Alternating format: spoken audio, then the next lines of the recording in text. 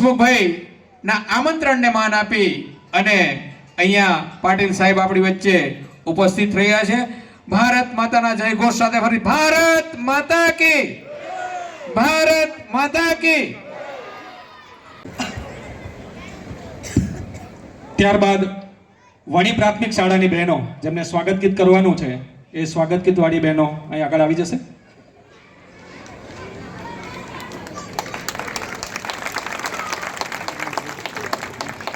આપણે બધા જ એમને વધાવીશું, આ નવયુવાનના પ્રયત્નને વધાવીશું અને એને જે કંઈ અહીંયા મહેનત કરી છે એને વધાવીશું આપણે બધા જ સાથે મળી. ભેર હૃદયપૂર્વક અમે સ્વાગત કરીએ છીએ, બધાનું સ્વાગત.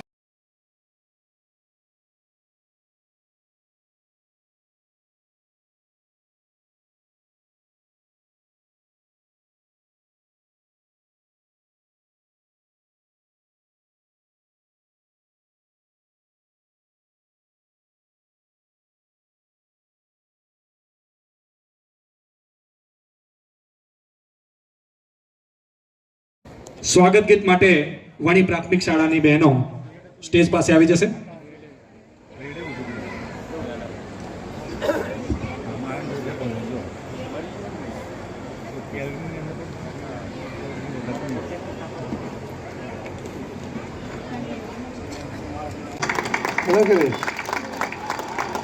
હાર્દિકભાઈ પટેલ, અમદાવાદ જિલ્લા પંચાયતના પ્રમુખ શ્રીમતી કંચનબા વાઘેલા, અમારો બીજો પ્રમુખ છે ને એ પણ પાણીદાર જ છે, સુરેન્દ્રનગર જિલ્લા પ્રમુખ હિતેન્દ્રભાઈ ચૌહાણ, હિતેન્દ્રસિંહ ચૌહાણ,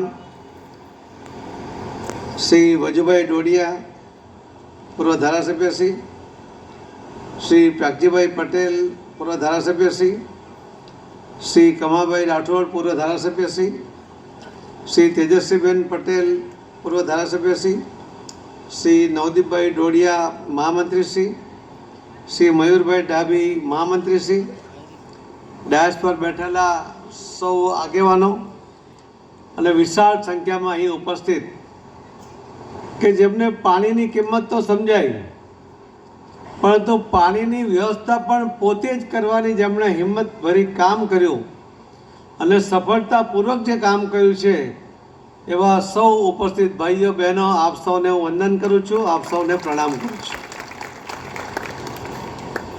2021માં માર્ચ મહિનામાં માનનીય પ્રધાનમંત્રી શ્રી નરેન્દ્રભાઈ મોદી સાહેબે દિલ્હીમાં એક યોજના જાહેર કરી હતી, કેચ ધ રેઇન.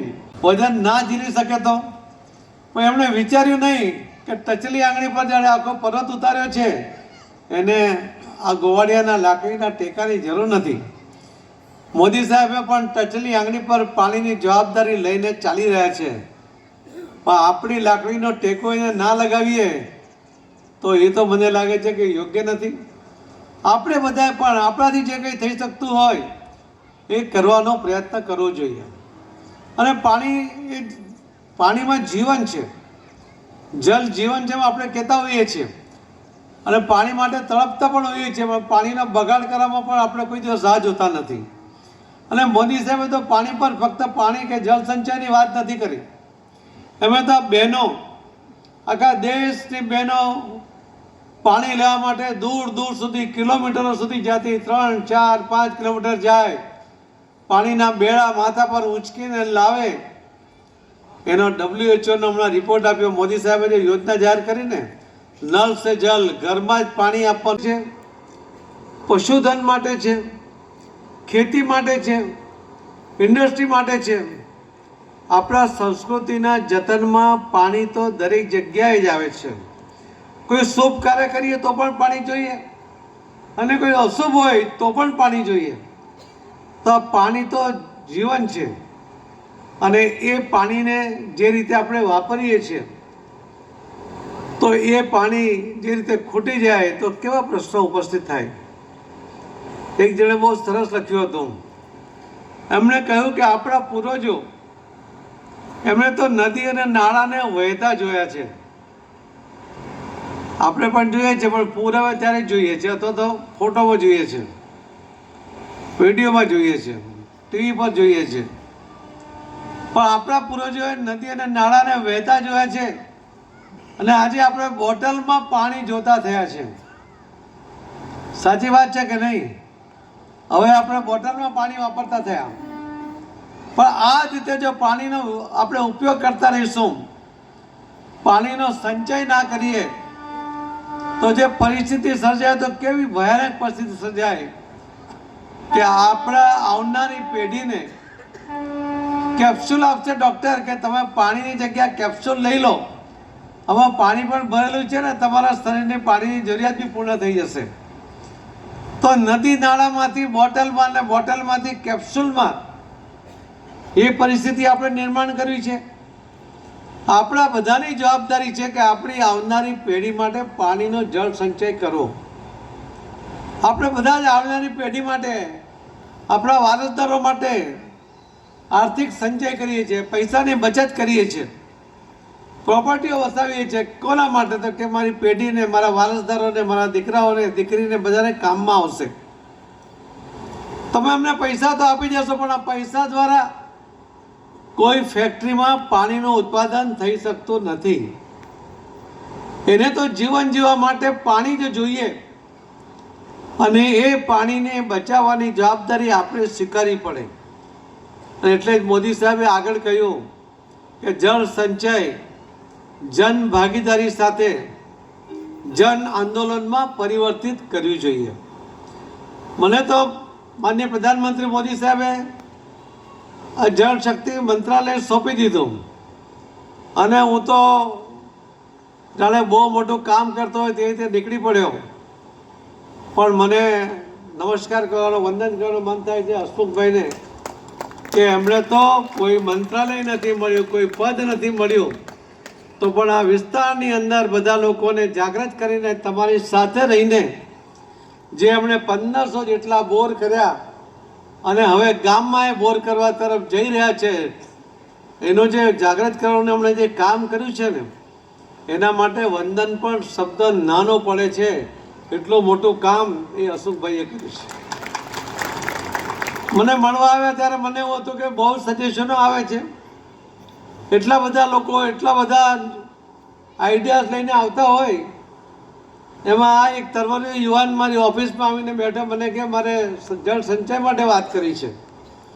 એટલે મેં બહુ દરકાર નહીં કરી. મને એમ કે બહુ સજેશન આવે છે, એમાં આ ભાઈ પણ કહેતો હશે.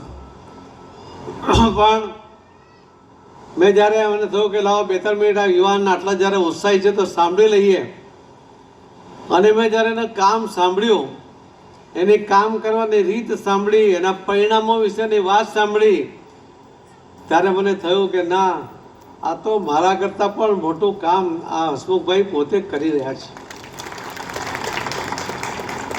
દરેક ગામમાં મોદી સાહેબ કહે છે કે ગામનું પાણી ગામમાં અને સીમનું પાણી સીમમાં જ રહેવું જોઈએ.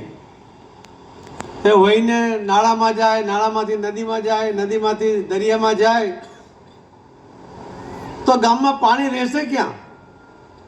હવે તો મકાનો બની જાય છે, રોડ બની જાય છે, જમીનમાં પાણી ઉતારવા માટેની જગ્યા જ નથી. પણ એનો બેસ્ટ ઉપાય છે. શહેરોની અંદર પણ જે પ્રશ્નો ઉપસ્થિત થયા, ઇન્ડસ્ટ્રીએ પાણી ખેંચ્યું, કોઈએ 200 ફૂટ પરથી 800 ફૂટ પર લઈ ગયા. એને ફરીથી રેન વોટર હાર્વેસ્ટિંગ દ્વારા ફરી એ જમીનમાં પાણી ઉતારવા માટેની યોજના આપણે શરૂ કરી. આખા ગુજરાતમાંથી લગભગ 80,000 આ રેન વોટર હાર્વેસ્ટિંગ બોર કરવા માટેના કમિટમેન્ટ મળ્યા. માનીએ આપણા મુખ્યમંત્રી શ્રી ભૂપેન્દ્રભાઈ પટેલ, એમણે પણ ખેડૂતોના જે બંધ થયેલા બોર હતા એને રિચાર્જ કરવા માટે જો ખર્ચ થાય, એના 10% પૈસા ખેડૂત આપે અને 90% પૈસા સરકાર આપે, રાજ્ય સરકાર આપે. ભૂપેન્દ્રભાઈ પટેલ એમણે આ સ્કીમ પણ જાહેર કરી. એના અંતર્ગત લગભગ 14,800 જેટલા એ બંધ થયેલા બોરને પણ રિચાર્જ કરવું પડે. અને એ કામ થયું. બનાસકાંઠામાં એક ખૂબ મોટા ખેતરના માલિક મને મળ્યા. એ મને ગાંધીનગર મળવા આવ્યા હતા. એમણે કહ્યું કે મેં 9 જગ્યાએ મારા ખેતરોમાં અલગ અલગ બોર કર્યા, પણ પાણી જ નહીં નીકળ્યું. પણ રેન વોટર હાર્વેસ્ટિંગ કર્યું. આજે એના 9 બોરની અંદર પાણી છે. હવે ખેતી કરી શકે એવી સ્થિતિમાં છે. તો દરેક વસ્તુ સરકાર કરે, દરેક વસ્તુ કોઈ બીજો કોઈ કરે, એને બદલે આપણી જરૂરિયાત પૂર્ણ કરવાની જવાબદારી આપણી છે. આ વાતને તમે સાર્થક કરી છે. મેં હમણાં અશોકભાઈને પૂછ્યું કે તમે એક બોર કરો છો તો કેટલો ખર્ચો આવે છે? એમ તો કે 100 ફૂટ સુધી હોય તો લગભગ 25,000 આવે છે. હવે આ પૈસા તમે ક્યાંથી લાવો છો? તો એમણે કહ્યું કે અમારા જો ખેડૂત મિત્રો એ પોતાના બોરનો ખર્ચ પોતે આપે છે. આજે તમે સરકાર પર આધાર રાખવાને બદલે કે કોઈ મદદ કરે એને આધાર રાખવાને બદલે પોતાની જરૂરિયાત માટે જે તમે કામ કર્યું છે એના માટે પણ આપ સૌને પ્રણામ કરું છું કે ખૂબ મોટું કામ તમે પોતે કર્યું. મારું કામ હું જ કરું આ ભાવના સાથે કર્યું. પણ હજુ પણ આપણી જરૂરિયાત પૂર્ણ થતી નથી. આપણે તો જે ડેમની વાત કરતા હતા એને આગળ લઈ જાઓ તો એક ડેમ બનાવવા માટે લગભગ 25,000 કરોડ રૂપિયાનો ખર્ચ આવે. ખેડૂતોની જમીન થાય તે વિરોધ કરે.